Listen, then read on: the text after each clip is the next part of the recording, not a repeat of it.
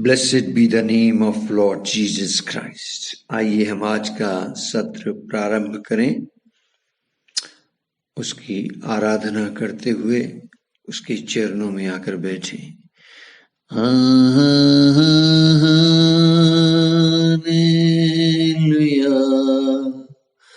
Hallelujah, hallelujah,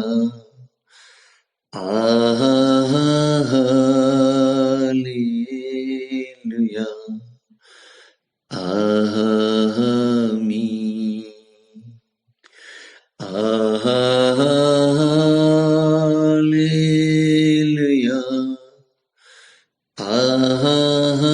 hallelujah,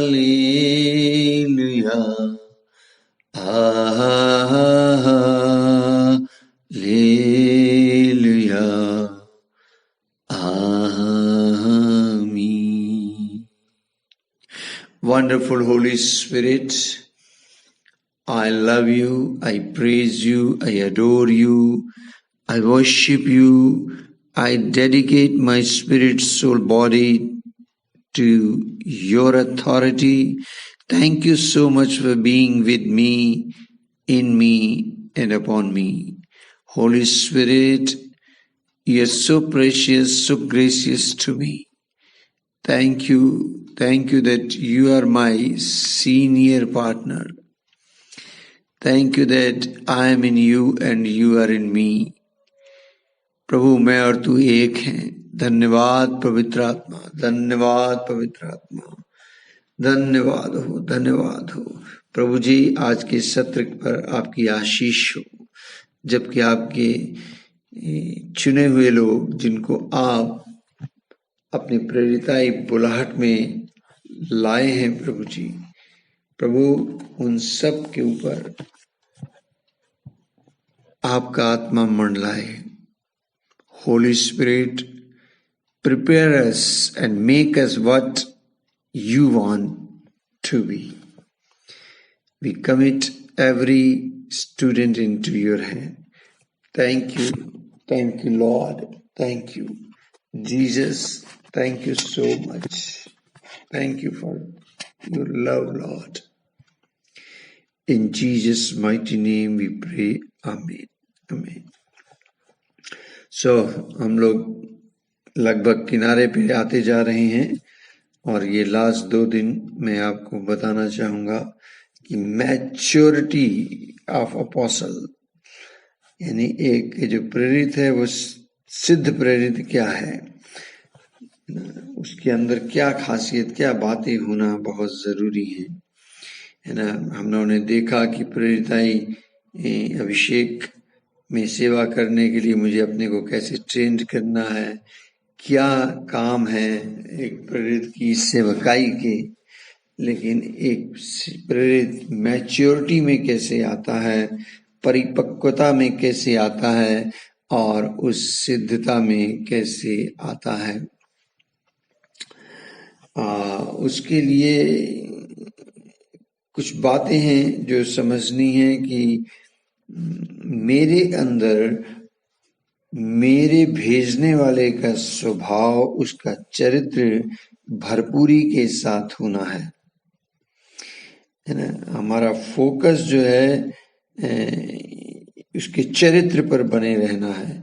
nature और character, उसकी समरूपता, उसकी लाइकनेस में मुझे बढ़ना है। तो we will focus on the characteristics of a mature apostle, है ना।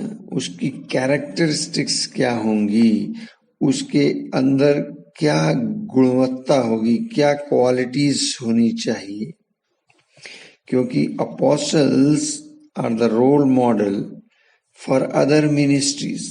जितने पासवान हैं, प्रचारक हैं, शिक्षक हैं, वो उनसे बढ़कर ये है अपोस्टोलिक मिनिस्ट्री। तो अपोस्टल को एक आदर्श, एक नमूना पेश करना होता है कलीसिया के लिए, विश्वासी के लिए, दूसरी सेवकाइयों के लिए। है ना। संत पौलुस ने बहुत अच्छी इंस्ट्रक्शंस दी हैं। अगर आप अपनी बाइबल से पढ़िएगा, पहला तिमोथी और उसका 3 अध्याय, उसको 1 पद से लेकर 7 पद को पढ़ना। वहां पर संत पौलुस लिखते हैं कि जो अध्यक्ष है या जो बिशप है या जो मेन लीडर है, जो अपोस्टल है, उसके अंदर क्या खासियत होनी जरूरी है।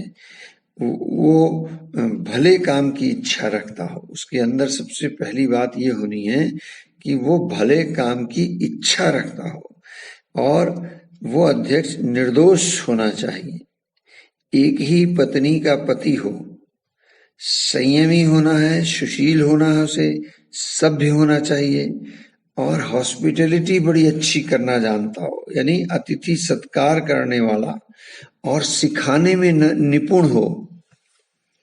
निपुण शास्त्री जैसे एजरा था, पियक्कड़ या मारपीट करने वाला ना हो, वरन कोमल होना चाहिए, स्वभाव का कोमल हो, झगड़ालू ना हो और धन का लोभी ना हो, अपने घर का अच्छा प्रबंध करता हो और अपने बाल बच्चों को सारी गंभीरता से अधीन रखता हो।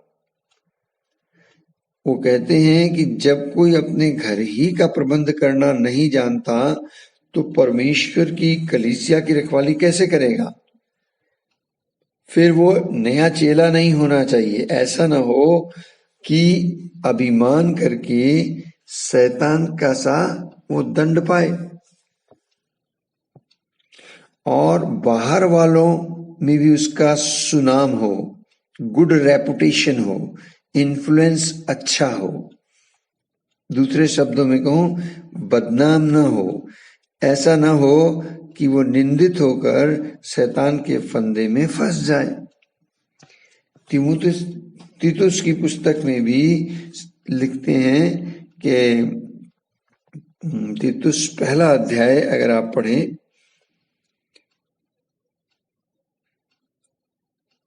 और उसके 5वें पद से आप पढ़ें, वहां पर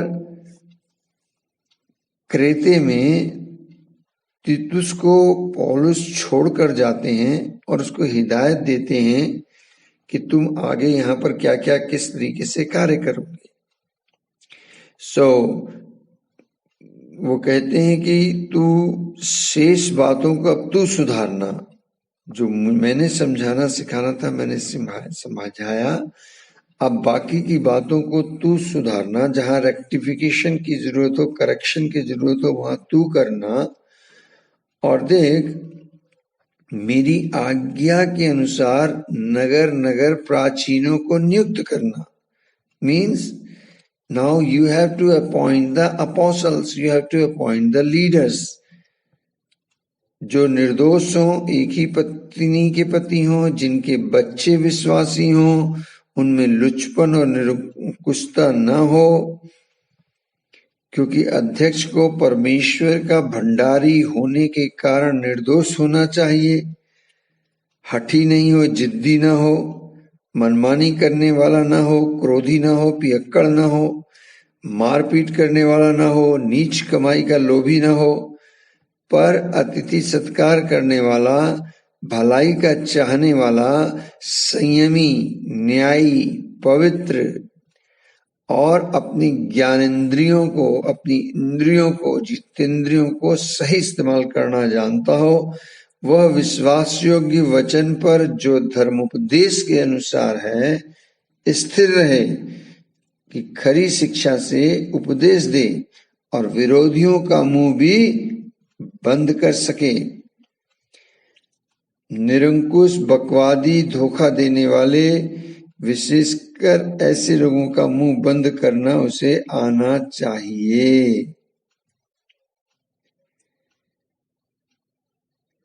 तो संत पौलुस ने ये हिदायतें दी। एक बड़ा अच्छा वचन है, मुझे बहुत अच्छा लगता है। कम शब्दों में वो बात कहते हैं कि वो आपको मिलेगा 2 तिमोथी 2 अध्याय अगर आप 22 पद से 24 पद पढ़ें, वहां वो कहते हैं कि जवानी की अभिलाषाओं से भाग, जो शुद्ध मन से प्रभु का नाम लेते हैं उनके साथ धर्म, विश्वास और प्रेम और मेल मिलाप का पीछा कर। और कहते हैं फुलिश थिंग्स से दूर हो, मूर्खता की बातों से दूर हो, अननेसेसरी जो आर्गुमेंट करते हैं उनसे अलग हो जा, अविद्या के विवादों से अलग रहे, क्योंकि इससे झगड़ा उत्पन्न होता है, कोई रिजल्ट तो निकलता नहीं है। और 24वें वचन में बहुत अच्छी बात कहते हैं जो मुझे बहुत अच्छी लगती है। वो कहते हैं कि प्रभु के दास को झगड़ालू नहीं होना चाहिए, पर वह सबके साथ कोमल और शिक्षा में निपुण और सहनशील होना चाहिए। तो एक तो झगड़े की प्रवृत्ति नहीं होनी चाहिए, उसके अंदर झगड़ा करने की आदत ना हो, वो अपनी हानि सहना जानता हो, बाय नेचर सॉफ्ट नेचर का होना, उसका हार्ट सॉफ्ट होना चाहिए जैसे एक पिता का होता है, और हर बात को बर्दाश्त करना उसे आए, हर चीज को सह ले। कभी कभी आपको अपनी बदनामी भी सहनी पड़ सकती है, आपकी गलती नहीं है, लेकिन आप सफाई में अपने बहुत कुछ कह सकते हैं, फिर भी आप चुप हो जाते हैं, शांत रह जाते हैं। आपको मालूम, आपको पीस मेकर होना है, पीसेस मेकर नहीं। शांति बनाकर रखने वाला होना है। शांति वो बना पाता है, शांति बनाने वाले को अपनी कुर्बानी करनी पड़ती है, अपनी इच्छा को त्यागना पड़ता है। Jesus name is prince of peace. To maintain the peace, to give the peace, उसने अपनी जान तक दे दी। और फाइनली वो कहता है शिक्षा में निपुण हो, यानी उसको व्यवस्था का ज्ञान हो, शास्त्र उसे आता हो, सत्य से उसकी पहचान हो, परमेश्वर के वचन के भेद के भंडारी हो, वचन का प्रकाशन उसके पास हो, है ना।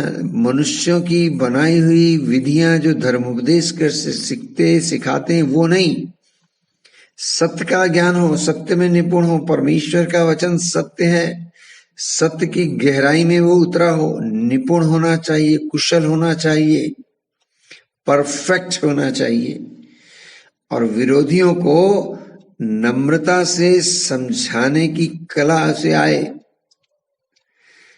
हरेक को गुस्से से नहीं, बड़ी नम्रता से उसे इस तरीके से समझाए ताकि क्या पता परमेश्वर उसे मन फिराने का अवसर दे और वो सत्य को पहचान जाए। सो आपने देखा संत पौलुस इन बातों को विशेषकर से जोर दे रहे हैं। तो वो एक्चुअली एक मैच्योर जो अपोस्टल होगा उसके अंदर ये कैरेक्टरिस्टिक्स होंगी। आप देखें बाइबल हमें बताती है, पुराने नियम में अगर आप उत्पत्ति 5 अध्याय को पढ़ें, उत्पत्ति 6 अध्याय को पढ़ें, वहां पर इनोक का जिक्र है, नूह का जिक्र है। उस जमाने में उस समय की गतिविधियों के बीच में हनोक ने उस मैच्योरिटी को दर्शाया, नूह ने उस मैच्योरिटी को दर्शाया। So apostle should have even deeper relationship with God. जो दूसरी सेवकाइयां हैं उनसे कहीं ज्यादा प्रेरित जो है परमेश्वर की उपस्थिति में डीपनेस के साथ, बहुत ही क्लोजनेस के साथ, बहुत ही लविंगली वे, अफेक्शनेट वे के साथ ज्यादा से ज्यादा समय परमेश्वर की उपस्थिति में बिताएगा, परमेश्वर के साथ साथ चलेगा। हनोक के बारे में लिखा 300 वर्ष तक परमेश्वर के साथ साथ चलता रहा। पुराने नियम की बात बता रहा हूं। नूह उस जमाने के लोगों में केवल वो ही धर्मी व्यक्ति नजर आया। यस, केवल वो। आप सोचिए उस जमाने में क्या हालात थे। पृथ्वी पर कुछ भी अच्छा नहीं था। परमेश्वर कहता है कि मैं मनुष्य को बनाकर पछताता हूं।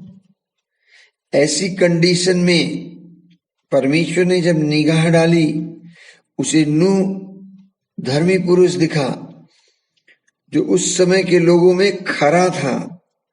और बाइबल कहती है कि नूह परमेश्वर ही के साथ साथ चलता रहा। वाह वाह वाह।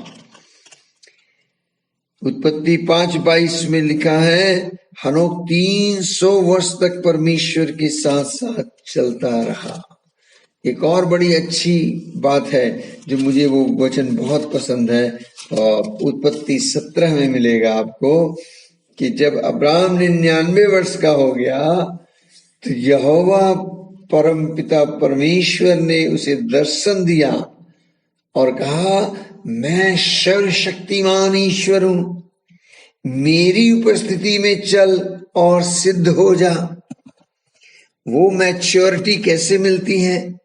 अगर आप अपनी बुलाहट में मैच्योर होना चाहते हैं, सिद्ध होना चाहते हैं, परिपक्व होना चाहते हैं, तो जो आपका गुरु है, जो आपका आदर्श है, जिसने आपको चुना है, जिसने आपको नियुक्त किया है, जिसने आपको बुलाया है, जो आपका प्रभु परमेश्वर है, उसके साथ आपका गहन रिश्ता होना है, गूढ़ रिश्ता होना है, क्लोज रिश्ता होना है, मजबूत रिश्ता होना है, उसमें जड़ पकड़नी है, उसके साथ मुझे चलना है, उसकी उपस्थिति में रहना है, उसके संग बने रहना है, उसमें रहना है और उसे मुझ में रहना है। तब मैं उस मैच्योरिटी को, उस परिपक्वता को प्राप्त कर पाऊंगा।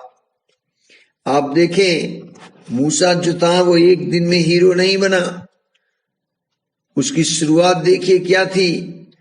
वो खुद कहता है मैं बोलने में भद्दा हूं, लेकिन धीरे धीरे उसके अंदर कैसे मैच्योरिटी आनी शुरू हुई। जैसे जैसे उसका चलन प्रभु के साथ हुआ, आप उसकी लाइफ को गौर करके देखें।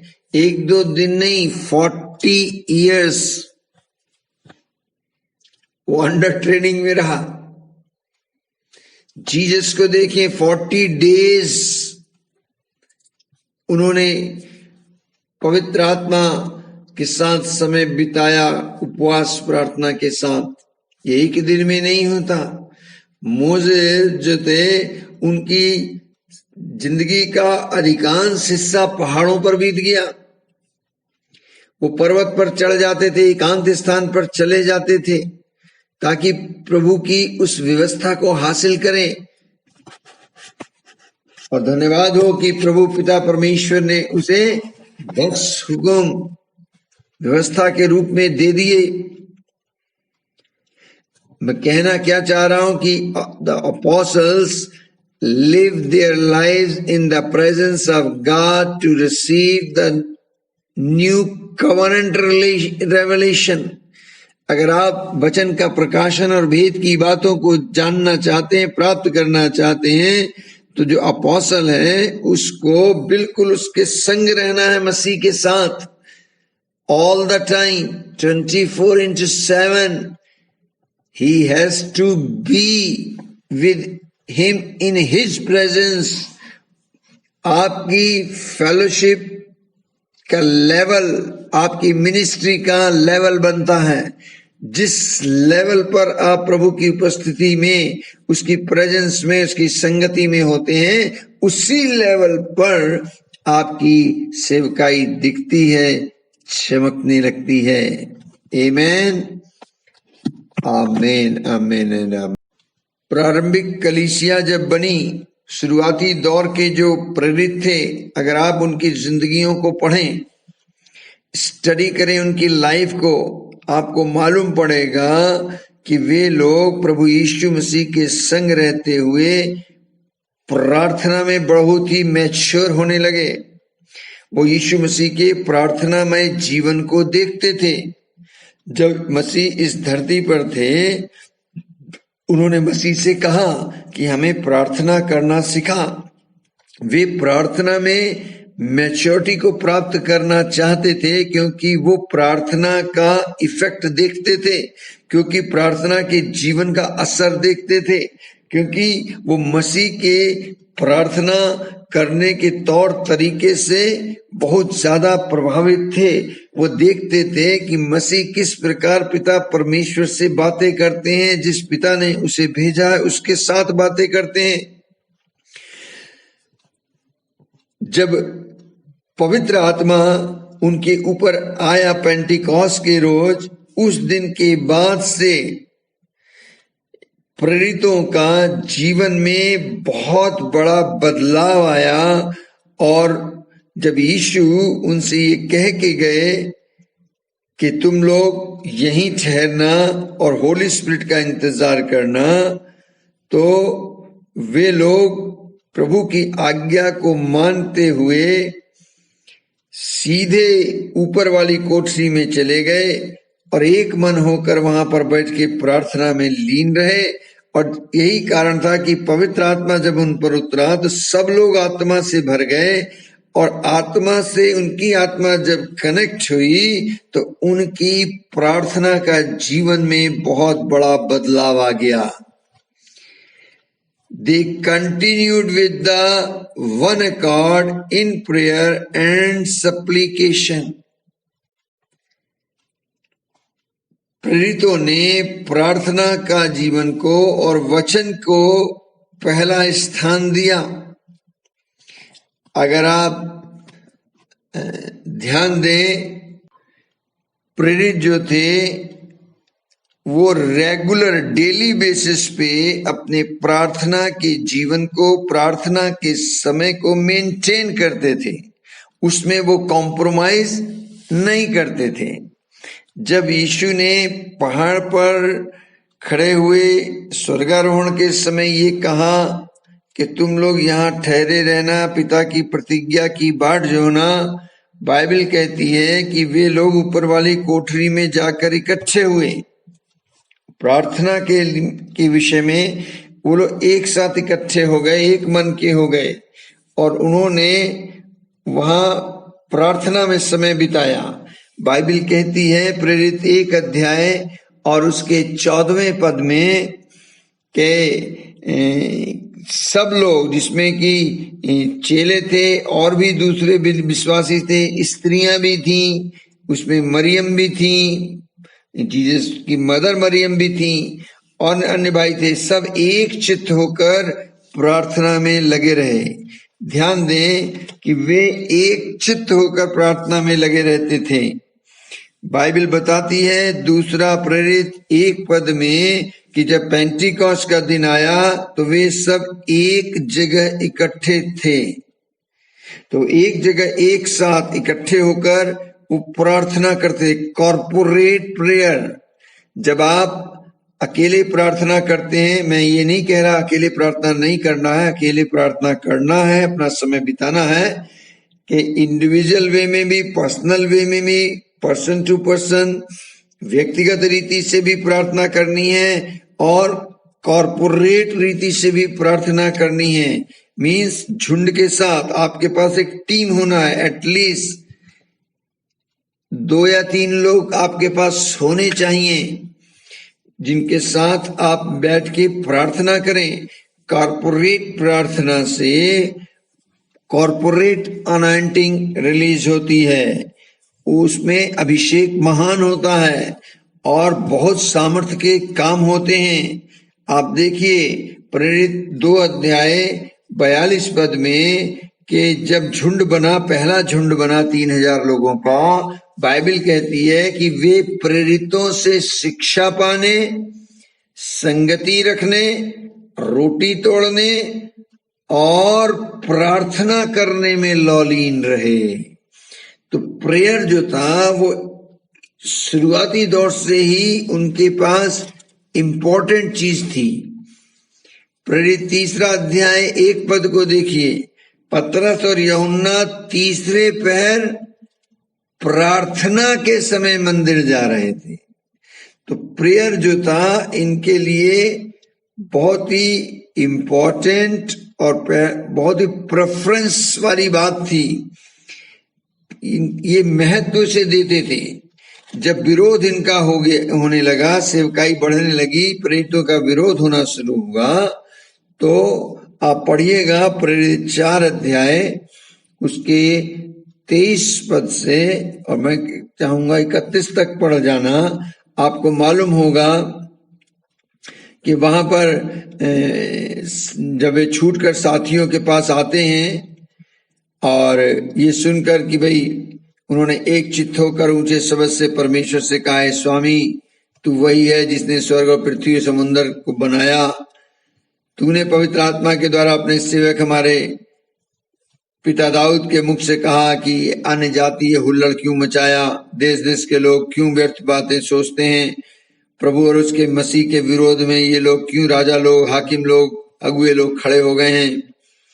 सचमुच तेरे सेवक यीशु के विरोध में जिसका तूने अभिषेक किया, उसके विरोध में आकर वो खड़े हुए हैं, हम क्या करें। तब इन लोगों ने एकजुट होकर प्रार्थना की। और देखिए कॉर्पोरेट प्रेयर करने से कॉर्पोरेट अनॉइंटिंग उतरी। बाइबल कहती है प्रेरित 4 अध्याय के 29, 30, 31 पद में उन्होंने प्रार्थना की मिलकर और कहा, अब हे प्रभु उनकी धमकियों को देख, अपने दासों को वरदान दे कि तेरा वचन बड़े ही आपसे सुनाए। चंगा करने के लिए तो अपने हाथ को बढ़ा और चिन्ह और अद्भुत काम तेरे पवित्र सेवक यीशु के नाम से किए जाएं। बाइबल कहती है जब वे ये प्रार्थना कर चुके तो वो स्थान जहां वे इकट्ठे थे हिल गया और वे सब पवित्र आत्मा से परिपूर्ण हो गए और परमेश्वर का वचन हियाव से सुनाते रहे। मुझे अच्छी तरह याद है 1999 में हम नेपाल में थे, एक जीप लेकर हम गए थे, बंद बॉडी की जीप। हम उसमें 4-5 प्रभु के सेवक थे और वार्ड नंबर 1 में सभा हो रही थी। हम सब उस जीप में अपने आप को हमने बंद कर लिया, शीशे बंद कर दिए और हम सब आत्मा में भरकर प्रार्थना करने लगे। अजीजों, मैं आपको बताऊं उस दिन क्या घटना घट गई जब हम सब ने मिलकर आत्मा में होकर एक स्वर से, एक मन से, एक चित्त होकर प्रार्थना की, कॉर्पोरेट प्रेयर की। और उसके बाद जब हमने जीप का गेट खोला, बाहर निकल के आए, स्टेज पर आए और मिलकर वचन सुनाया, मिलकर प्रार्थना की, अद्भुत चिन्ह चमत्कार हुए और दुष्ट आत्माएं इस तरीके से थरथरा कर कांप रही थीं, जमीन पे लोग लेट रहे थे और प्रभु की महिमा, जीवित उपस्थिति वहां मौजूद थी। यीशु ने अपनी उपस्थिति से लोगों को चंगाई दी, चिन्ह चमत्कार हुए, प्रभु का भय लोगों के अंदर छा गया, बहुत अद्भुत कार्य हुए। मैं आपको बताऊं क्रिश्चियन, नॉन क्रिश्चियन लोग जो दुष्ट आत्मा से ग्रसित थे आजाद हुए, लोगों के बाल खड़े हो गए, लोग जमीन पर लौटने लगे। जबरदस्त अभिषेक। मैं कहना क्या चीज चाह रहा हूं आपको, क्या प्रयास कर रहा हूं कि जो प्रेरित हैं वो लोग प्रार्थना में मैच्योर होते हैं, उनका प्रार्थना का जीवन मैच्योर होगा। वो अर्ली मॉर्निंग की प्रेयर में भरोसा रखते हैं, वो भोर को तड़के उठने की आदत डालते हैं। क्यों? क्योंकि उनका अगुआ भोर को तड़के उठ जाता था। तो जो प्रेरिताई अभिषेक में प्रेरिताई सेवकाई करने की इच्छा रखता है, उसके ऊपर बुलाहट है, वो भोर को तड़के उठने की आदत में होगा। प्रतिदिन वो यीशु मसीह के लहू से अपने आप को धोएगा, घुटने के बल आएगा, अन्य भाषा में प्रार्थना करेगा, आत्मा में प्रार्थना करेगा। केवल मांगने वाली प्रार्थना नहीं होगी, उसकी प्रार्थना बिल्कुल डिफरेंट वे में होगी। उसका फोकस होगा आत्मा जीतने का, परमेश्वर के राज्य की स्थापना का, प्रभु के को प्रकट करने का, प्रभु को रिफ्लेक्ट करने का, लोगों को सत्य से मुलाकात करवाने का। इन विषयों को लेकर वो स्वार्थी प्रार्थना नहीं करेगा। वो ये नहीं कहेगा कि प्रभु तू इनको चंगा कर दे, इन्हें उद्धार दे दे। Oh no no no no no, वो खुद उद्धार देने जाएगा, वो खुद चंगा करने के लिए जाएगा, क्योंकि उसके पास आज्ञा है कि तुम जाओ और जाकर चंगा करो, जाओ और जाकर। और इस प्रकार जब प्रेरितों ने कार्य प्रारंभ करना शुरू किया, सब तरफ परमेश्वर का वचन फैलने लगा, जगह जगह कलीसियाएं बनने लगी, काम बढ़ने लगा और लोग ज्यादा हो गए।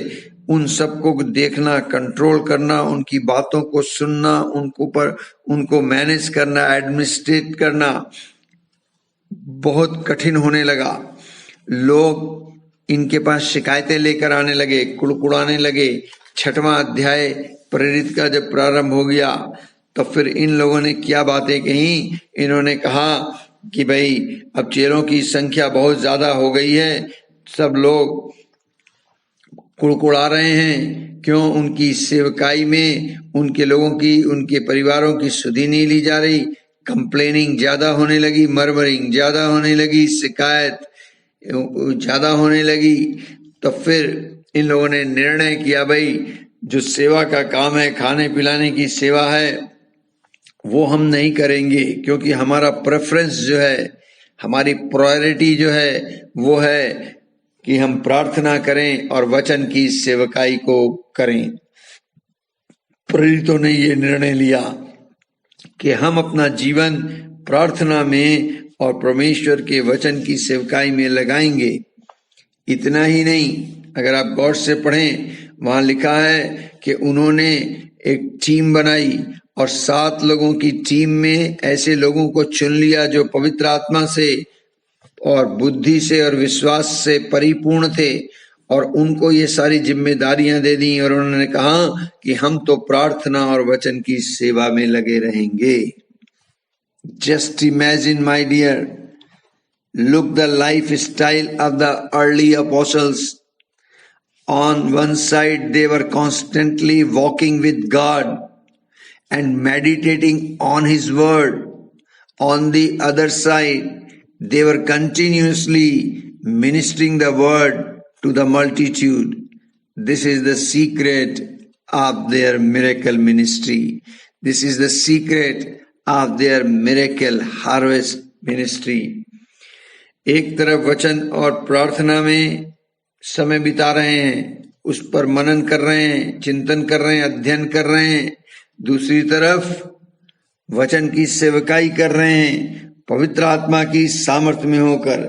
इसीलिए उनकी सेवकाइयों में चिन्ह चमत्कार बहुत हुए और एक बड़ी फसल को उन्होंने काटा, बहुत से लोगों को उन्होंने बचाया, बहुत सी आत्माएं जीती गईं। इसलिए शुरुआती दौर में वचन बड़ी तीव्रता से फैला, जगह जगह विश्वासी बने गए, जगह जगह चेले बनने लगे और ये सारा काम डेली बेसिस पे हो रहा था।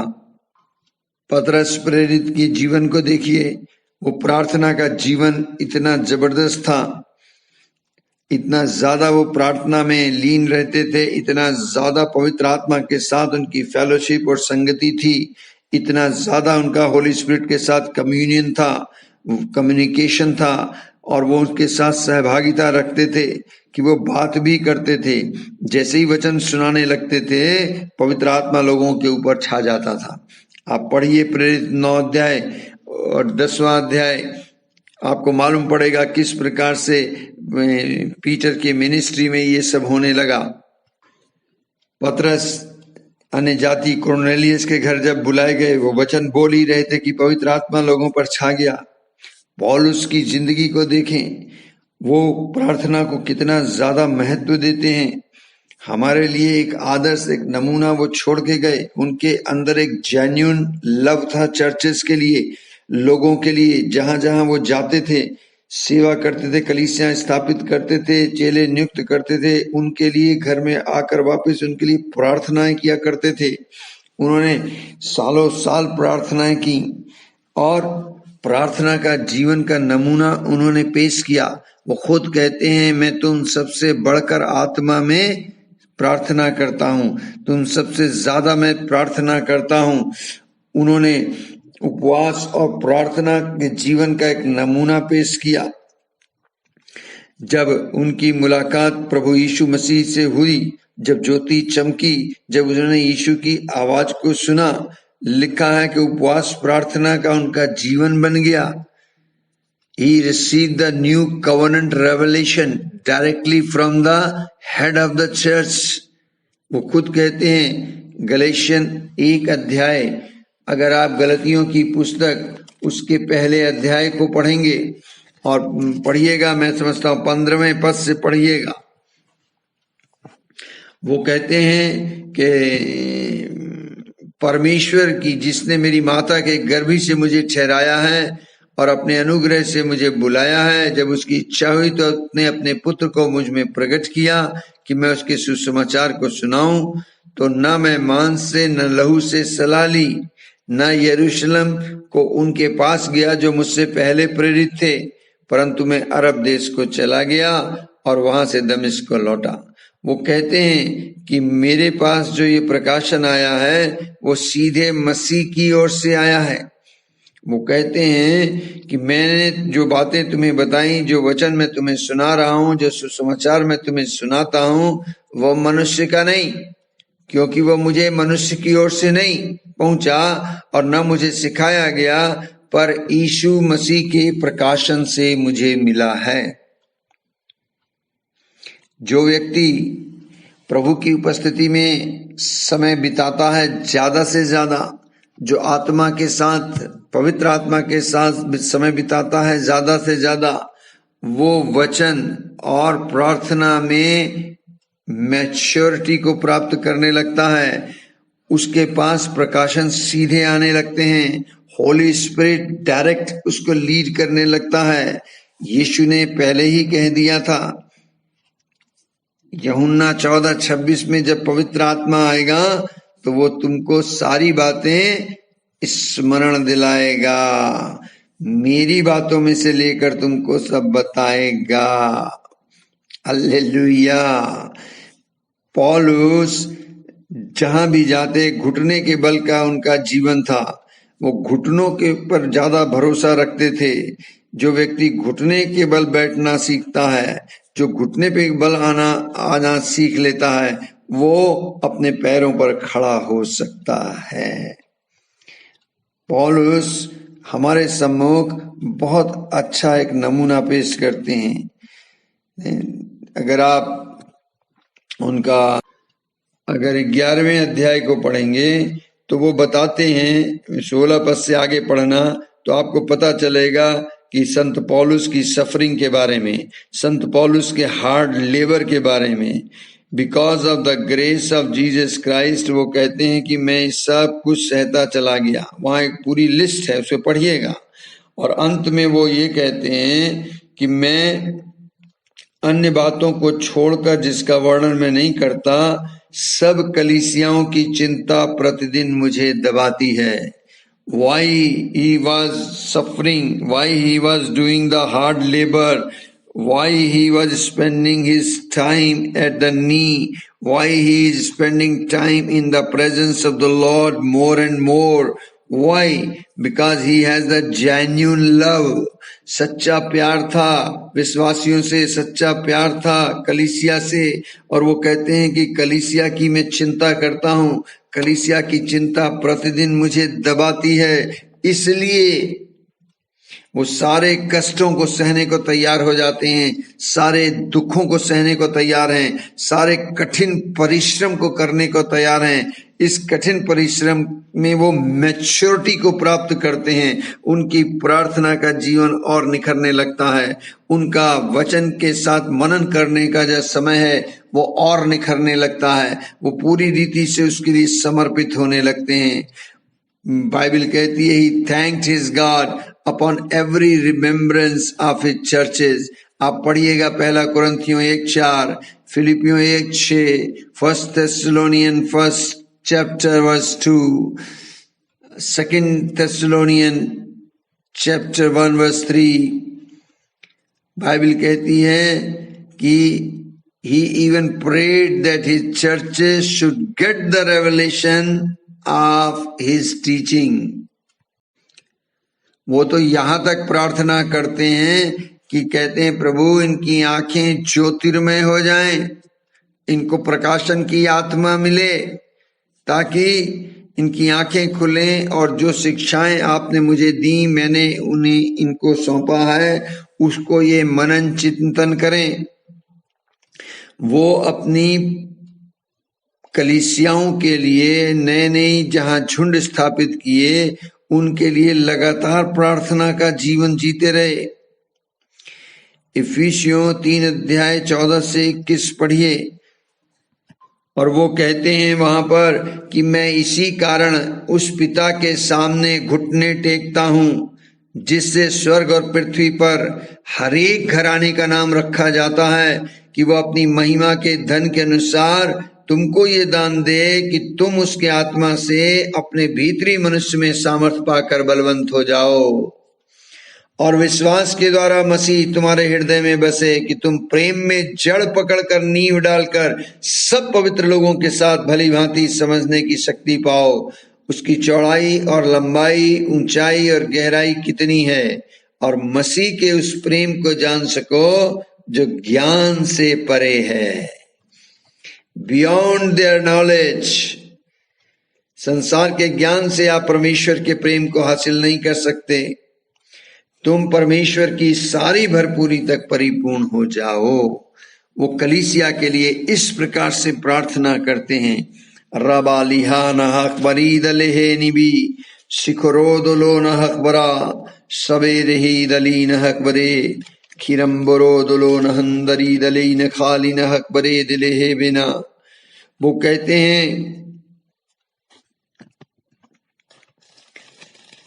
हैं कि मैं तुम्हारे विषय में अपने परमेश्वर का धन्यवाद सदा करता रहता हूं इसलिए कि परमेश्वर का अनुग्रह तुम पर मसीह यीशु में हुआ है।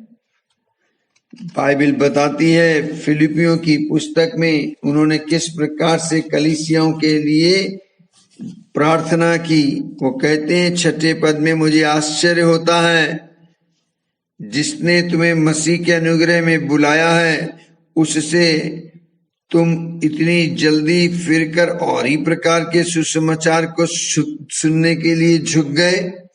उन्हें कलीसिया की चिंता सताती रहती थी। इतना ही नहीं, जिन कलीसियाओं में जिन लोगों को उन्होंने देखा भी नहीं था उनके लिए भी वो प्रार्थना करते थे। He prayed for churches he had not even seen personally. लेकिन चूंकि उनके अंदर एक जेन्युइन लव था कलीसियाओं के प्रति, कलीसिया की वृद्धि के लिए। आप पढ़िएगा कोलोसियों की पुस्तक उसका 1 अध्याय उसके 2 अध्याय, वहां पर इन बातों का जिक्र है जो मैं आपसे कहने जा रहा हूं।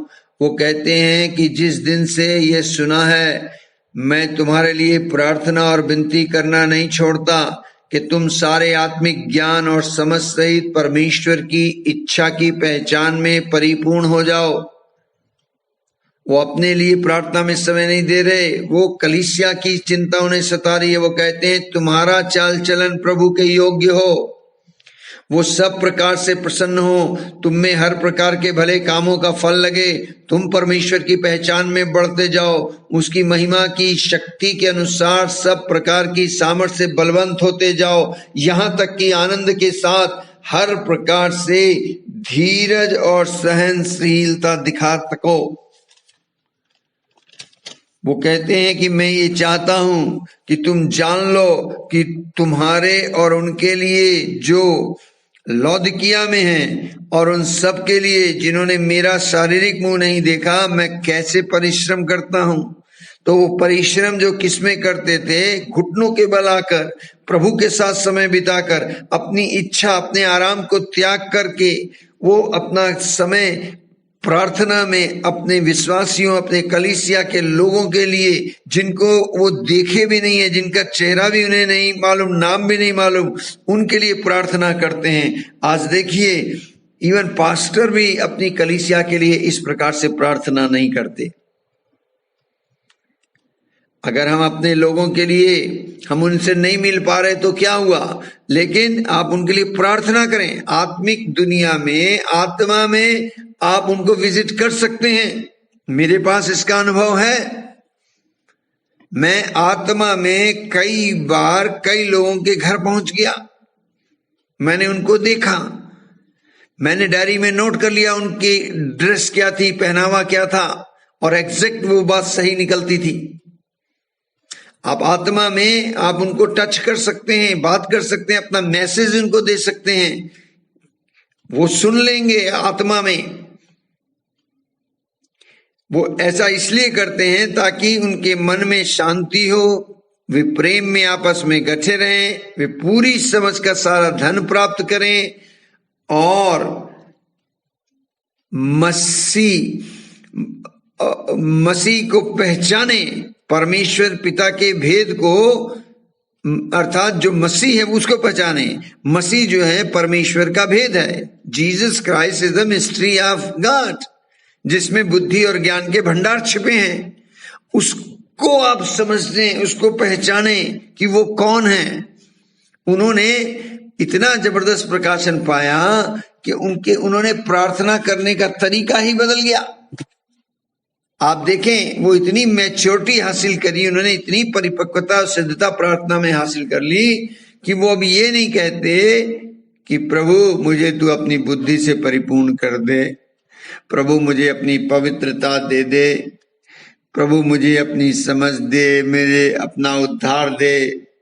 ये प्रार्थना नहीं करते हैं वो ना। उनकी प्रार्थना क्या है कि ये सब चीजें तो चीजें हैं।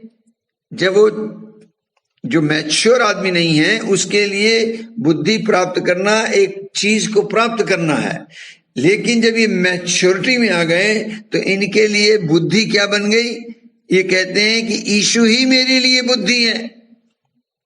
जब यीशु मेरे अंदर है तो मेरे अंदर बुद्धि है। यीशु पवित्र मेरे अंदर है तो मैं पवित्र हूं। तो मुझे अब पवित्रता एक चीज नहीं है, मुझे वो चीज करके पवित्रता नहीं चाहिए, बल्कि उन्होंने बुद्धि को पर्सन बना दिया, होलीनेस को पर्सन बना दिया, विजडम को पर्सन बना दिया, रिडेम्पशन को पर्सन बना दिया। अब मसीह मेरे लिए सब कुछ है। क्राइस्ट इज ऑल इन मी। काम छोटा हो या बड़ा हो, सब कुछ मेरा मसीहा खुद करेगा। मसीह मुझ में होकर जिएगा। Oh, Jesus Christ is my wisdom. Jesus Christ is my success. Jesus Christ is my prosperity. Jesus Christ is my sponsor. Jesus Christ is my finance. Jesus Christ is my support. Jesus Christ is my redemption. Jesus Christ is my holiness. Jesus Christ is my knowledge. Jesus Christ is supreme. Jesus Christ is all in me.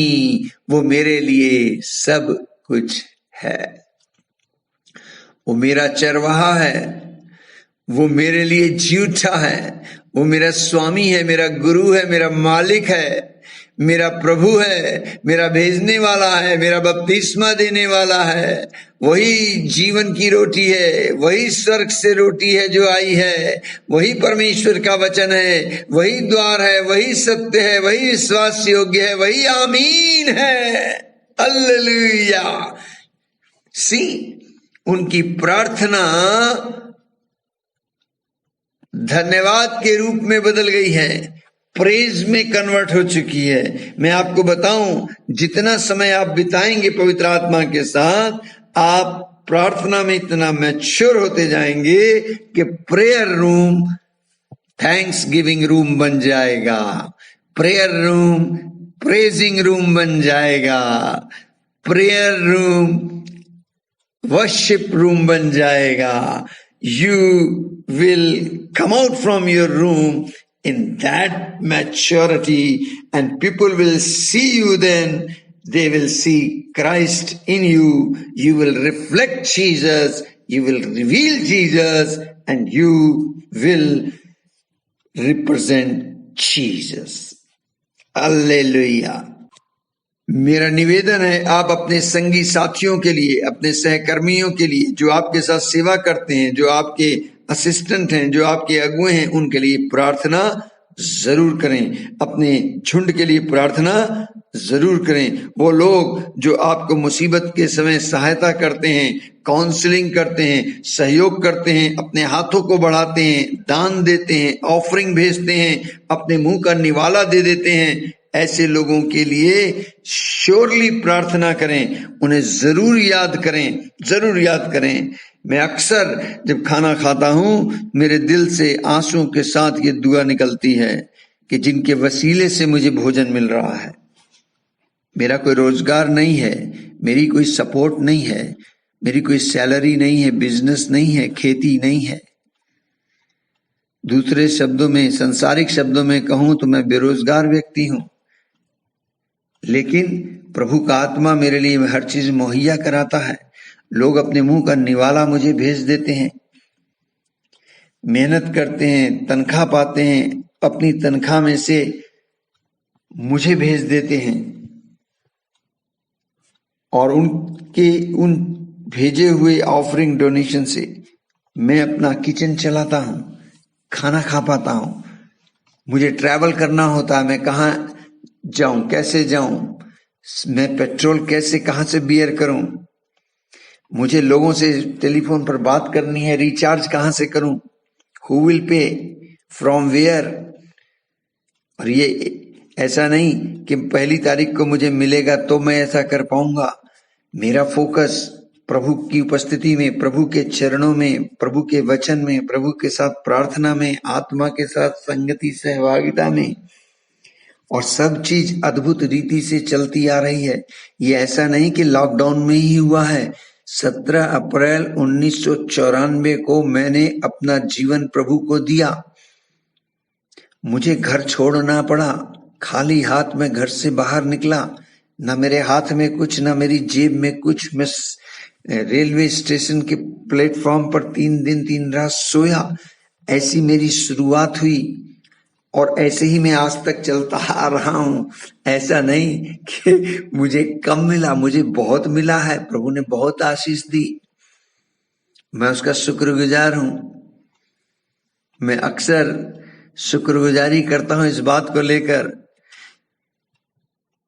मुझे तूने यीशु बहुत कुछ दिया है, तेरा शुक्रिया है, तेरा शुक्रिया है।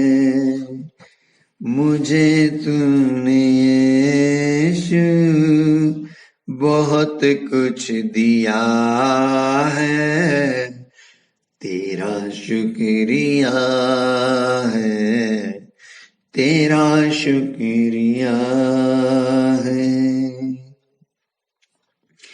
किया कुछ नहीं है, शर्मसार हूँ मैं, तेरी रहमतों का तलबगार हूँ मैं।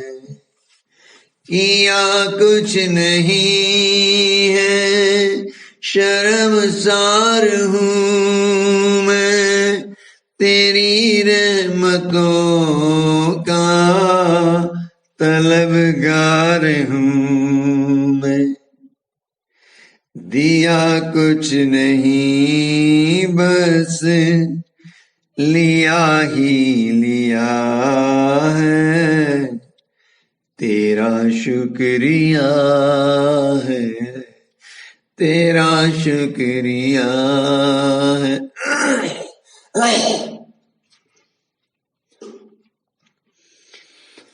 दिया कुछ नहीं, बस लिया ही लिया है, तेरा शुक्रिया है, तेरा शुक्रिया है। तेरी रहमतों का इशारा न होता तो दुनिया में मेरा गुजारा न होता। तेरी रहमतों का इशारा न होता तो दुनिया में मेरा गुजारा न होता।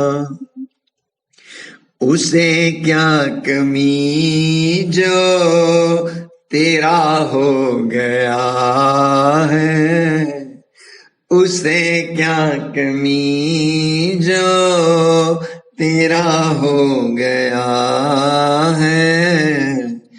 तेरा शुक्रिया है, तेरा शुक्रिया है। मुझे तूने यीशु बहुत कुछ दिया है, तेरा शुक्रिया है, तेरा शुक्रिया है, तेरा शुक्रिया है, तेरा शुक्रिया है। Yes, Lord, I'm so grateful to you, so thankful to you. Thank you for your love, Lord. Thank you for loving me. You're so good to me, Lord. Lord, I love you. I praise you. I adore you. I kiss your feet.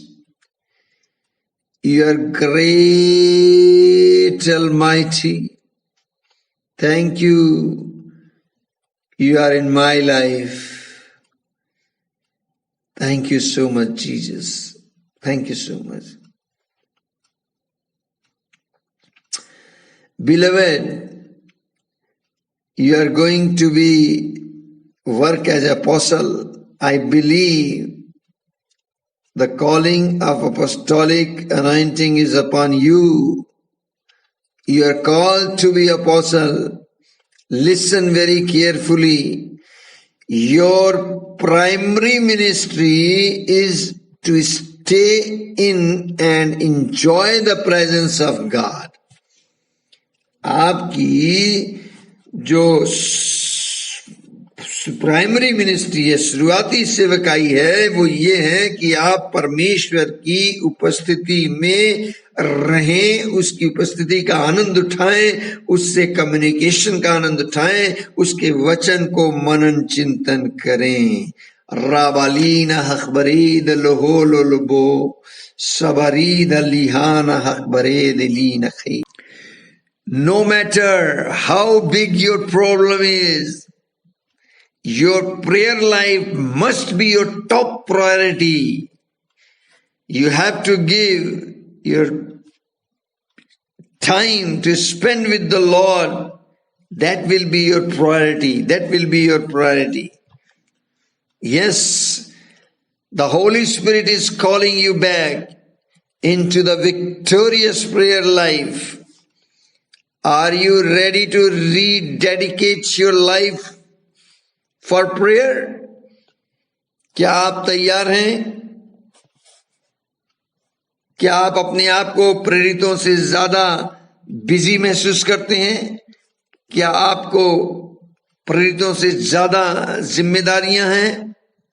क्या आप संत पौलुस से ज्यादा busy हैं?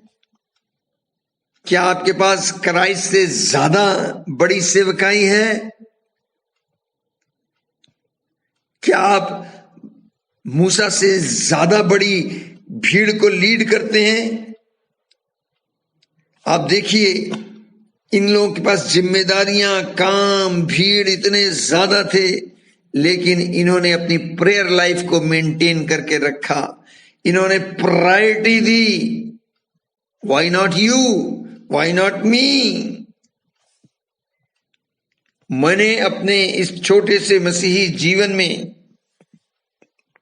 लगभग 25-26 साल का मेरा जीवन हो रहा है मसीह, मैं इस नतीजे पर आकर पहुंचा हूं कि सब कुछ प्रेजेंस ऑफ द लॉर्ड है। सब कुछ प्रेजेंस ऑफ द लॉर्ड है। मैं अक्सर एक बात कहता हूं प्रभु की उपस्थिति में केवल बैठो। स्पेंड टाइम, आप अपना समय प्रभु के चरणों में बैठो। जैसे मरियम प्रभु के चरणों में बैठती थी, ऑटोमेटिकली आपकी मिनिस्ट्री शुरू हो जाएगी, ऑटोमेटिकली प्रभु का प्रकाशन आपको मिलेगा, ऑटोमेटिकली प्रभु का तेज आप पर उदय हो जाएगा। रबानहंदरी दलहालबा। आपको मैं एक भेद की बात बताने जा रहा हूं। इफिसियों 3 अध्याय को पढ़ना और वहां पर आपको जिक्र मिलेगा। इफिसियों 3 अध्याय उसके 20 पद में आपको वो लिखा हुआ मिल जाएगा। वहां लिखा है, प्रेरित और भविष्यवक्ताओं की नींव पर जिसके कोने का पत्थर मसीह यीशु स्वयं ही हैं बनाए गए हो। Apostles are the foundation of the church. और इसमें एक जो महत्वपूर्ण सच्चाई है वो मैं आपको बताऊं, यीशु मसीह वो कोने का पत्थर है और उस कोने के पत्थर के संग जो बिल्कुल पत्थर रखा है वो है प्रेरित। तो प्रेरित को भविष्यवक्ता, उसके बाद भविष्यवक्ता का रखा है। जो प्रेरित है वो मसीह के साथ जुड़ा हुआ है, क्लोज फेलोशिप में है, उसके साथ प्रायोरिटी में उसकी संगति है। The apostles and prophets are the foundations. The other ministers and the believers from the rest of the edifice. उन सबका बाद में नंबर आता है। सो अगर आपके ऊपर प्रेरिताई बुलाहट है तो all the time you must be connected, must be involved, must be abide in him, with him, for him. रबारीदा लहानिबे शिखरोदोलोनबो। यदि आपकी आत्मा गवाही दे रही है, अगर आपको ये लगता है कि मेरे पे प्रेरिताई, अभिषेक, प्रवृत्ताई, बुलाहट है, मुझे अपोस्टल बन के वर्क करना है, तो समझ लीजिए you have to born to live in the God's presence. आपको परमेश्वर की उपस्थिति में 24/7 बने रहना है। Make this is your first characteristic of your life. आपके जीवन का पहला चरित्र, पहली बात, प्रायोरिटी ये होनी है कि मैं उसकी उपस्थिति में बना रहूं। Once you do that, the apostolic anointing shall flow from you in such a way that the world will be amazed.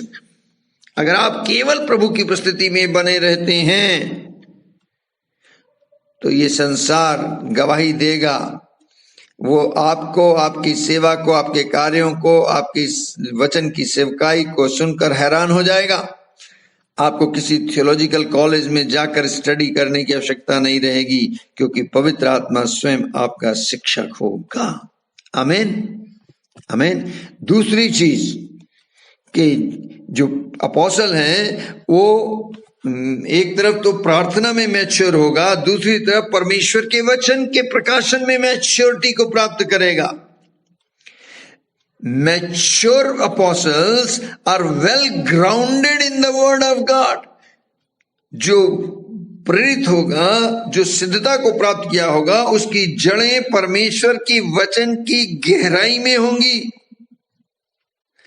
They don't have the favorite subject in the Bible, nor their own little pet doctrine. They love and excel in all the scriptures. वो पूरे वचन को मनन करने में लगेगा। Bible पढ़ना उनको भाएगा, उनको एक्साइटमेंट होगा। जितना ज्यादा वो मसीह से प्यार करते हैं उतना ज्यादा वो पर मसीह के वचन से प्यार करेंगे। वचन के अंदर वो इन्वॉल्व होंगे, वचन उनके देह के अंदर होगा, वचन के साथ समय बिताएंगे। कुल 1189 चैप्टर्स हैं पूरी बाइबल में। अगर आप 1 घंटा बाइबल पढ़ेंगे तो 100 दिन में पूरी बाइबल पढ़ जाएंगे। बाइबल में गॉस्पल कुल 89 है। अगर 3-3 अध्याय भी पढ़ेंगे तो 1 महीने में पूरे गॉस्पल, 4 गॉस्पल पढ़ जाएंगे। पूरी बाइबल के अंदर आप देखिए, मात्र नए नियम में 260 अध्याय हैं केवल। अगर 9 अध्याय रोज पढ़ते हैं तो आप 1 महीने में पूरा नया नियम पढ़ जाएंगे। इस स्पीड से 1 साल में 12 बार आप पूरा नया नियम पढ़ जाएंगे। विश्वासियों को ये करना है, कलीसिया को ये करना है, तो सोचिए प्रेरित को कितना करना होगा। प्रेरित जो है वो उस स्पंज के समान होना चाहिए जो स्पंज पानी को सोख लेता है। उसी प्रकार प्रेरित जो है वचन को अपने अंदर सोख ले। लोग जब प्रेरित को मरोड़े, तोड़े, विरोध करें, सताएं, या जब भी वो अपना मुंह खोले उसके अंदर से परमेश्वर का वचन निकले। हालेलुया। रावालीना हखबरेद लहब्बरो। कहना मैं क्या चीज चाह रहा हूं, जब भी आप कोई भी व्यक्ति प्रेरित को टच करे तो उसके अंदर से परमेश्वर का वचन निकले। मैं आपको बताऊं, प्रेरित थियोलॉजिकल कॉलेज में, बाइबल सेमिनरी में तैयार नहीं किए जाते। ना ना ना ना ना। प्रेरित जो है परमेश्वर की उपस्थिति में घुटनों के बल आकर परमेश्वर के चरणों में तैयार होते हैं। वो बाइबल में तैयार होते हैं, वचन में तैयार होते हैं। आप देखें यीशु मसीह को, अभी उनका टाइम भी नहीं आया था, छोटी उम्र थी, और यीशु मसीह मंदिर में उपदेश दे रहे थे उन लोगों को जो शास्त्री थे। और शास्त्री यहूदी चकित होकर कहते हैं, इसे बिन पढ़े विद्या कैसे आ गई? हाउ, बिन पढ़े विद्या कैसे आ गई? यीशु ने पता क्या उत्तर दिया? यीशु ने पता, सुनिए यीशु का आंसर। जॉन चैप्टर 7 वर्स 16 में यीशु कहते हैं, मेरा उपदेश मेरा नहीं परंतु मेरे भेजने वाले का है। Hallelujah, hallelujah. यीशु मसीह का जीवन इतना, प्रार्थना का जीवन इतना मैच्योर था कि पिता जो कहते थे वो रिसीव करते थे, और जो बातें पिता उनसे कहता था वही बात फील्ड में आकर कह देते थे। तो इसलिए कोई उनकी बात को काट नहीं सकता था। यीशु ने खुद भी कहा, जो मेरे मुख से वचन निकलता है उस वचन में जीवन है और आत्मा है। जीवन और आत्मा। You will receive the rhema word. ये कब होगा? ये बाइबल स्कूल करने से नहीं होता है, ये प्रभु जी की उपस्थिति में समय बिताने से होता है। जब पवित्र आत्मा के साथ संगति में समय बिताते हैं तब आपको रेमा वर्ड मिलता है, और रेमा वर्ड को आप फॉलो करते हैं, रेमा वर्ड के आगे झुकें। दूसरा तरीका, जो व्यक्ति लिखित बाइबल में समय बिताता है, आपके हाथ में रिटन वर्ड ऑफ गॉड है। If you follow, if you obey the written word of God, then only you can hear the spoken word of God. जो व्यक्ति परमेश्वर के लिखित वचन के पीछे चलता है, उसको फॉलो करता है, उसको मानता है, वही वो व्यक्ति होगा जो परमेश्वर के मुख से निकले हुए वचन को सुन पाएगा। वो नौजवान धनी युवक यीशु मसीह के आगे खड़ा घुटने टेक कर कहता है, अनंत जीवन पाने के लिए मैं क्या करूं? यीशु साक्षात खड़े हैं, वचन देहधारी हो गया है, यीशु का नाम परमेश्वर का वचन है, और वो वहां पर खड़े हैं। और ये धनी व्यक्ति है, जवान व्यक्ति है, इसे बचपन से ही आज्ञा मानना आता है। वो कहता है खुद, ये सारी आज्ञा मैं बचपन से मानता आया हूं। वो यीशु के सामने घुटने टेक कर कहता है, अनंत जीवन पाने के लिए मैं क्या करूं? मरकुस 10 में। और मती के अंदर वो कहता है कि भला काम, कौन सा भला काम करूं कि अनंत जीवन पाऊं? जबकि वो आज्ञा का पालन कर रहा है। यीशु ने कहा आज्ञा का पालन कर, उसने कहा मैं करता हूं, तो मैं बचपन से कर रहा हूं, संडे स्कूल से कर रहा हूं। तो यीशु मसीह जब सर्च लाइट उसमें लगाते हैं तो देखते हैं कि प्रॉब्लम यह है कि इसकी आस्था दुनिया की चीजों में है, लस्ट ऑफ मनी इसके अंदर है। इसने दौलत को अपना प्रभु बना लिया है। एक तरफ दौलत ईश्वर है, एक तरफ प्रभु ईश्वर है। यीशु ने कहा चुनाव कर ले, अपना धन बेच, कंगालों को दे दे, मेरे पीछे आ जा, स्वर्ग में धन मिलेगा। पलट के देखा ये व्यक्ति नजर नहीं आया, चला गया। इसने यीशु को छोड़ दिया, त्याग दिया। इसने दुनिया के धन को अपना परमेश्वर मान लिया। अजीजों, दुनिया के धन से दुनियावी चीजें तो सॉल्व हो सकती हैं, लेकिन आप अनंत जीवन नहीं पा सकते। आप प्रभु का जीवन नहीं पा सकते, प्रभु परमेश्वर को नहीं पा सकते। हमेशा का जीवन, अवधि जीवन, आनंदित जीवन, स्वर्गीय जीवन, अनॉइंटिंग अनॉइंटेड जीवन, महिमा युक्त जीवन, गॉडली लाइफ को नहीं प्राप्त कर सकते, मसीही जीवन को प्राप्त नहीं कर सकते, परमेश्वर के जीवन को प्राप्त नहीं कर सकते। मैं कहना क्या चीज चाह रहा हूं कि इस व्यक्ति ने यीशु जो परमेश्वर का वचन है, जो वचन देहधारी हुआ, उसके आगे तो झुक गया, घुटने टेक दिए, लेकिन जो वचन यीशु के मुख से निकला कि तू अपना धन कंगालों को बेच दे और मेरे पीछे आ जा, इसने इस बोले हुए वचन के आगे घुटने नहीं टेके। आज भी क्रिश्चियन लोग ये गलती कर रहे हैं। कई क्रिश्चियन, कई चर्चेस, उनके पास बाइबिल है, वो बाइबिल पढ़ते हैं, लिखित वचन को फॉलो करते हैं, लेकिन प्रकाशन का वचन उनके पास नहीं है, और स्पोकन वचन नहीं है, रेमा वर्ड नहीं है, और जिनके पास है भी उसमें से कई लोग रेमा वर्ड को फॉलो नहीं करते। क्या आप स्पोकन वर्ड के आगे झुकेंगे? आज भी आत्मा कलीसिया से बात करता है। आज की पुकार सुने, पवित्र आत्मा बोलता है, वो कह रहा है यीशु का आना नजदीक है, वो द्वार पर ही खड़ा है। अंतिम युग के बेदारी के लिए प्रेरितों को खड़ा होना जरूरी है। मैं ऐसे सेवकों को खड़ा करूंगा जो मेरी आत्मा और वचन से भरे हुए हैं, जिनके ऊपर प्रेरिताई अभिषेक होगा, और वो इस दुनिया के अंदर जाएंगे, जगत में जाएंगे, सुसमाचार को सुनाएंगे, सुसमाचार को चिन्ह चमत्कारों से प्रमाणित करेंगे, आत्माओं को जीतेंगे, कलीसियाओं को बनाएंगे, स्वर्ग राज्य की वृद्धि होगी। इस अंतिम युग में संदेश लेकर जाएंगे कि मन फिराओ, स्वर्ग का राज्य निकट है। और लोग, जो कोई यीशु के नाम में विश्वास करेगा, कोई यीशु के डेथ, बरियल, रेजरेक्शन में विश्वास करेगा, वो नया जीवन प्राप्त कर लेगा, नई सृष्टि बनने का अधिकार आ जाएगा, परमेश्वर की संतान होने का हक पा जाएगा। धन्यवाद प्रभु जी, धन्यवाद हो, धन्यवाद हो, धन्यवाद हो, धन्यवाद हो। जब प्रेरित अपना समय वचन के साथ बिताएंगे, वचन में वो मैच्योर होंगे, वचन में जो परिपक्व होंगे, तब उनकी प्रीचिंग बदल जाएगी, उनकी प्रीचिंग प्रोफेटिक वे में चलने लग जाएगी। रिबाला हालीला हकबरे दलीना हकबरो।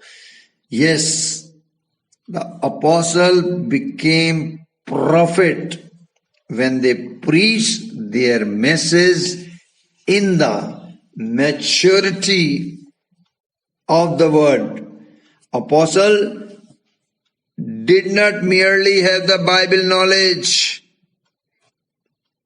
कॉलेज वाली नॉलेज उनके पास नहीं है, सेमिनरी वाली ही नॉलेज नहीं होगी। They have supernatural revelation of the word received by the Holy Spirit. संत पौलुस क्या कहते हैं कि ये बातें मुझे लहू और मांस से मालूम नहीं पड़ी, ये बातें तो मुझे सीधे मसीह के प्रकाशन से हासिल हुई हैं। Look what Paul is saying. जब पवित्र आत्मा की भरपूरी में, उसकी संगति में होंगे, तो पवित्र आत्मा आपको प्रकाशन की बातें देगा। मैं आपसे पूछना चाहता हूं, प्रेरित यीशु मसीह के साथ थे, पतरस को पुराने नियम का इतना ज्ञान नहीं था। जब पवित्र आत्मा उनके ऊपर आया और ये लोग अन्य भाषा बोलने लगे, पतरस लीडर बनकर खड़ा होकर प्रचार करने लगा। लोगों ने एलिगेशन लगाने शुरू किए, क्या कि इन लोगों ने शराब पी रखी है। अजीजों, आप बताओ, क्या उन्होंने शराब पी थी? नहीं। पतरस ऊंचे सबसे पुकार कर करने कहने लगा कि नहीं नहीं, इन्होंने शराब नहीं पी है। ये तो वो बात है, कौन सी बात? जो योएल नबी के द्वारा परमेश्वर ने बोला था कि अंत के दिनों में ऐसा होगा, मैं अपनी आत्मा सब मनुष्यों पर उड़ेलूंगा, तुम्हारे बेटे बेटियां भविष्यवाणी करेंगे, जवान दर्शन देखेंगे, तुम्हारे पुरानी स्वप्न देखेंगे, वरन अपने दास दासियों पर भी मैं अपनी आत्मा को उसमें से उड़ेलूंगा और वो भविष्यवाणी करेंगे। How but Peter has tell this thing. पतरस ने कैसे ये प्रोफेसी कही, योएल नबी की प्रोफेसी। How he knows. पवित्र आत्मा ने उसे प्रकाशित करा, पवित्र आत्मा ने उसे प्रकट करा दिया। रबालहंदरी दलहाबे ने, मैं कहना क्या चीज चाह रहा हूं, जब आप परमेश्वर की उपस्थिति में समय बिताते हैं, परमेश्वर की उपस्थिति में, तो परमेश्वर आपको फ्रेश मन्ना देता है। आप डीप मेडिटेशन में चले जाते हैं, परमेश्वर के वचन में डीपनेस के साथ जाते हैं। आपको याद है यीशु ने कहा था पतरस से, गहरे में जाल फेंक। तो आप वचन की गहराई में जितना ज्यादा उतरेंगे उतना ज्यादा वहां से आपको प्रकाशन मिलेगा, और जब वो प्रकाशन आप बोलेंगे तो आप मछलियां यानी मनुष्यों को पकड़ने वाले बन जाएंगे। बोले हालेलुया, बोलिए हालेलुया। जो मैच्योर अपोस्टल होता है वो समय असमय वचन के लिए तैयार रहता है। ऐसा नहीं कि मैं अभी पहले अध्ययन करूंगा फिर मैं बोलूंगा। उसको कोई भी टॉपिक दोगे वो बोल देगा, क्योंकि वो उससे कनेक्टेड है। जिसने बाइबल को लिखा है उससे वो कनेक्टेड है, और वो है होली स्पिरिट। होली स्पिरिट आपको परमेश्वर के वचन में परिपक्व करेगा, आपको वो बातें जो आपकी समझ से परे हैं समझा देगा, आपके लिए वचन आसान हो जाएगा। आपकी प्रीचिंग परमेश्वर के वचन से भरी होगी, प्रकाशन से भरी होगी। आप ताजा फ्रेश रेवलेशन को प्राप्त करेंगे। वो तब होगा जब आपका लाइफ परमेश्वर के वचन और परमेश्वर की प्रार्थना की संगति में मैच्योरिटी को प्राप्त करेंगे। क्यों? क्योंकि वचन का लिखने वाला पवित्र आत्मा है। आमीन। वो आपको सारी बातें सिखा देगा, सब बातें समझा देगा। संत पौलुस को देखिए, वो गमलीएल के चरणों में बैठकर उसने पूरी व्यवस्था का ज्ञान हासिल किया। नतीजा क्या निकला? वो मर्डरर बन गया। लेकिन जिस दिन यीशु मसीह से मुलाकात हुई, जिस दिन उसका आत्मा का बपतिस्मा हुआ, जब वो फास्टिंग प्रेयर में इन्वॉल्व हुआ, जब उसने अपना समय प्रभु की संगति में बिताना शुरू किया, परमेश्वर की उपस्थिति में वो प्रार्थना और वचन पर मनन करने लगा, बाइबल कहती है कि वो उसका जीवन परमेश्वर के भेदों से भरने लगा। आप पढ़ना प्रेरितों की पुस्तक को, फिलिपियों की पुस्तक को, उसमें इसका मेंशन है।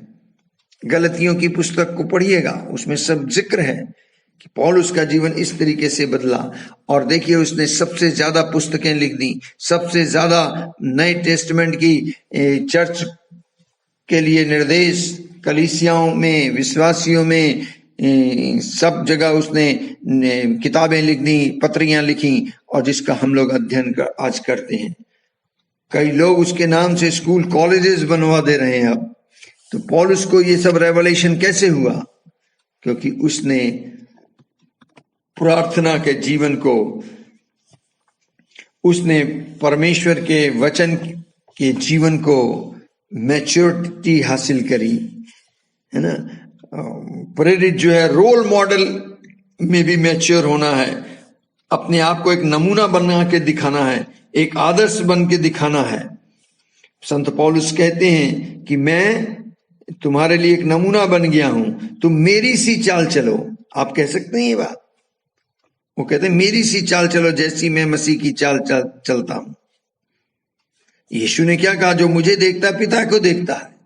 उनकी मैच्योरिटी देखिए। तो यीशु प्रेरितों के लिए रोल मॉडल बने, प्रेरित हमारे लिए रोल मॉडल बने, हम अपनी कलीसिया के लिए रोल मॉडल बने। तो मुझे मैच्योरिटी हासिल करनी है, मुझे परिपक्वता हासिल करनी है इस बात में कि लोग हमारी दिनचर्या को देखकर, हमारे जीने के अंदाज को देखकर, हमारे लाइफ स्टाइल को देखकर वो हमें फॉलो करने लगे। कई लोग मुझे गवाही देते हैं, मुझे कहते हैं, मुझे बड़ा अच्छा लगता है, मेरे आंसू आ जाते हैं। लोग कहते हैं ब्रदर हम आपके जैसा बनना चाहते हैं, हम आपके जैसा बोलना चाहते हैं। समय नहीं है, नहीं तो मैं आपको बताता। आप संत पौलुस के जीवन को अध्ययन करें।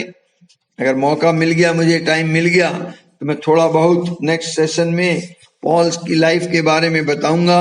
और फिर एक लास्ट क्या कहना चाहिए, मिनिस्ट्री जो इनकी है, अपोस्टल्स की होती है, दैट इज अ ब्लेसिंग, उसके बारे में आपसे जिक्र करूंगा। तो अभी मैं यहीं समाप्त कर रहा हूं। क्योंकि समय बहुत हो गया। ओ माय गॉड, 5:30 बज गए हैं।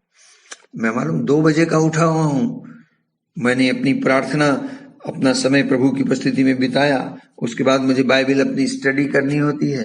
मैं डेली न्यू टेस्टमेंट से 9 चैप्टर पढ़ता हूं और मैंने संकल्प लिया है कि 1 महीने में पूरा नया नियम पढ़ने का। तो साल भर में मैं 12 बार पढ़ जाऊंगा नया नियम। मैं चाहता हूं पूरा नया नियम मेरे अंदर समा जाए। मैं जब नया नियम से कुछ बोलूं मुझे बाइबल खोलनी ना पड़े। ओ रावालीना हकबरे दनहंदरो। आइए प्रार्थना करते हैं। प्यारे पिता, हम प्रभु यीशु जी के महान समर्थी नाम में अपने सरों को आपके चरणों में झुकाते हैं। शुक्रिया अदा करते हैं कि आप हमसे प्यार करते हैं। आपका बेटा हमें प्यार करता है। आपकी आत्मा हमारे सहायक है, हमारी मदद करता है। प्रभु, हम आपके नाम से आज का सेशन को यहाँ क्लोज करते हैं। आपका आशीर्वाद हमें बना रहे, हम आप में, आप हम में बने रहें और हम उस सिद्धता को प्राप्त करें, उस मैच्योरिटी को प्राप्त करें, ताकि लोग जब हमें देखें तो हमारे अंदर आप नजर आए। यीशु जी के नाम से मांगते हैं, आमीन।